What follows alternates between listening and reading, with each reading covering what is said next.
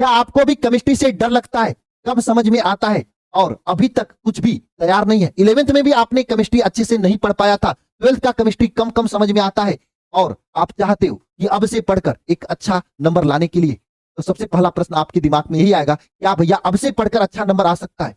तो मैं आप सभी लोगों से कहूंगा, यह है आपका केमिस्ट्री का सिलेबस। अगर सही डायरेक्शन में पढ़ोगे ना तो बहुत ही आसानी से आप केमिस्ट्री में 70 में 70 ला सकते हो, लेकिन आपको इसके लिए थोड़ी सी मेहनत करनी पड़ेगी और सही डायरेक्शन में पढ़ना पड़ेगा। केमिस्ट्री को कवर करना है, कैसे केमिस्ट्री में अच्छा नंबर लाना है, ये हम लोग बात कर लेते हैं। सबसे पहली बात, केमिस्ट्री में कितने चैप्टर हैं ये जानना जरूरी है। यूपी बोर्ड का अगर आप सिलेबस देखो, मैं इसीलिए यूपी बोर्ड का पूरा सिलेबस ही 2026-27 का आपके सामने रख दिया हूं, शैक्षणिक सत्र।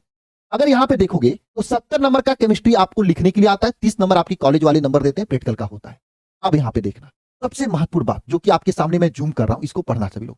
कम से कम 8 नंबर का केमिस्ट्री में आंकिक प्रश्न पूछे जाएंगे। अब ये चीज आपको तो देख के समझना है कि 8 नंबर के ही आंकिक प्रश्न 70 में से पूछे जाएंगे। तो अगर आप केवल आंकिक प्रश्न पे पूरा जोर दे रहे हो तो गलती कर रहे हो, सबसे बड़ी गलती कर रहे हो। आपको पूरा जोर आंकिक प्रश्न पे ही नहीं देना है, आपको सभी चीजों पे फोकस करना है ना। अब कैसे करना है ये पूरा मैं बताऊंगा। यहां पे देखो पूरा चैप्टर्स दिए हैं, इसमें आपको 10 चैप्टर हैं आपके सामने है।